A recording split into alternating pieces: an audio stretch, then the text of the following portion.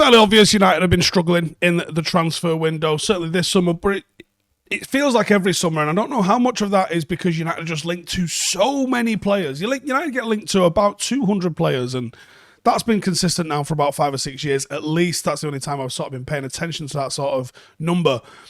And I haven't really seen any other club get seriously linked to that sort. A couple of reasons for that being United being a club everyone either loves or loves to hate. There's not really many people that are indifferent towards United. You're either a United fan, probably the biggest fan base in the world, or you don't like United and you actually hate United. There's not really people that just like, no one really treats them like Ipswich. Did they go, I don't have an opinion. Only Norwich fans care about Ipswich.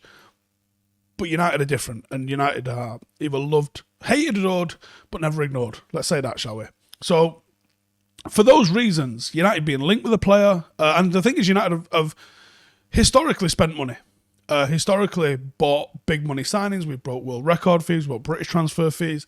So United are a team that are going to spend money. So it's a very easy, like yesterday we were talking about United being linked with Neymar. It's lies. But when you're linked with so many all the time, and then nothing happens, it's frustrating as United fans.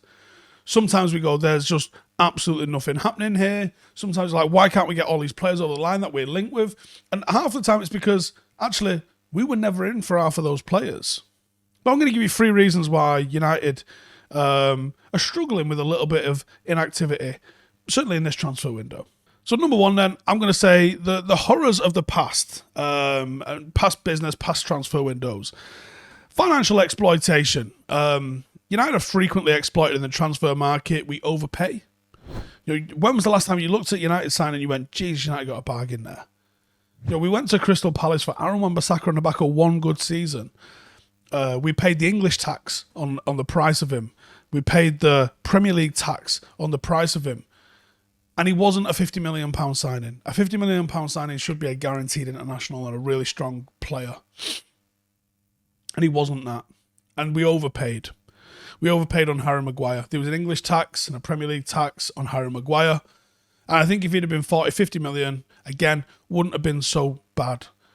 But 80 million, was the expectation elevated him up to Van Dijk sort of level and made us think that we should be getting that sort of player. United don't get bargains. But if Leicester and Crystal Palace said to us, yeah, 80 million, 50 million, and United went, not paying that, and then we paid it. We came back with our tail between our legs right before the end of the window, and we paid exactly what they wanted months before. So we don't have that ruthless negotiator. We don't have that someone that... Like, one of the reasons I wanted Paul Mitchell. Paul Mitchell has bought and sold players across the world for loads of different clubs, and he knows the value of players, and he knows that the guy sitting opposite him knows that he knows the value of those players as well, which is a brilliant position of strength to be in. He can sit there and go, look, this lad is 27 million of anyone's good money. We'll call it 30 because United are calling. Give you an extra 10%. That's the sort of thing that you get to do if you're Paul Mitchell with the experience. When it's Ed Woodward and Matt Judge going around going, how much do you want for that player? And you go, 80 million. You go, you're off your tit, so we're not paying 80 million. 2 months later, there's that 80 million. Can we have the player, please?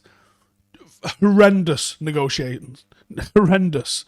We often break our wage structure. We've seen runaway issues with the wage structure because of what happened with Sanchez that forced De Gea into a mad contract, and it snowballs, and it's one of the reasons Barcelona are in the shit that they're in, because Lionel Messi had a 2 point something million a week contract, and then when you walk in as a very good player like a Griezmann maybe, and you go, I would like 800 grand a week.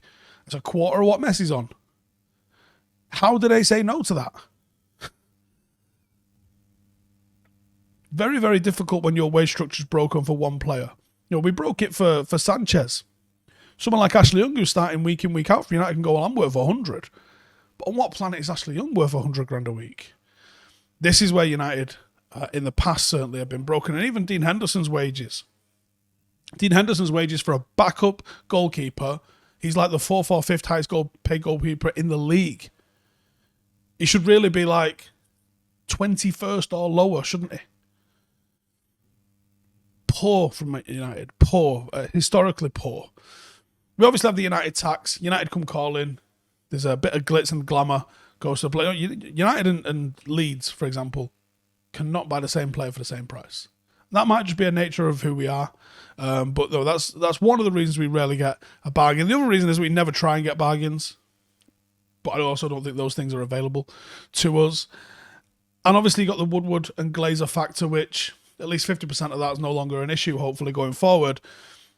But not being run as a football club, being run and signing players like Paul Pogba because of the star factor, and there's probably a potential percentage of what the Ronaldo deal was that was because it was Ronaldo, not because of what he offered on the pitch. Now, what he offered on the pitch turned out to be worth it.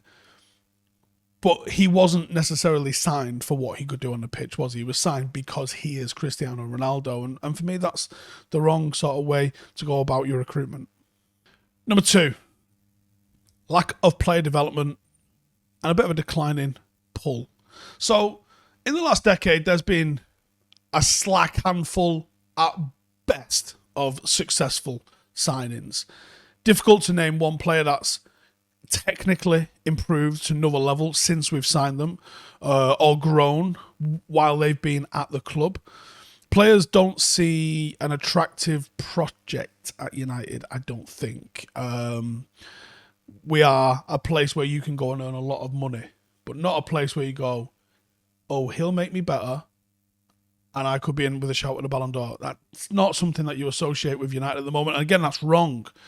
No one wants to go and play for our manager currently at the moment. I mean, Ten Hag could be different. There might be people who do want to work under Ten Hag, but certainly don't have the pull that Klopp currently has, that Pep currently has, that Ancelotti may have, and that Sir Alex Ferguson clearly had in buckets. When Sir Alex Ferguson came calling, more often than not, people were not going to turn him down. And whether that was a club factor or the manager factor, at the moment, no one wants to come to Manchester United because it's Manchester United. Very few. They'll come to Manchester United because it's a Premier League team that will pay them a lot of money. But how many players are truly coming because this is Manchester United and this is Erik Ten Hag? Ten Hag might get there and the club might get back. But right now, I'm going to be watching interviews in the next 2 months, I'm sure, where players say, I couldn't wait to play for Manchester United, and I'm going to give it sceptical hippo face. And number 3, sort of the declining pull comes hand in hand with this, but it's the lack of team success. 5 years without a trophy. Top players want to go to teams that are going to challenge for trophies. They want to be part of winning projects. Everybody does.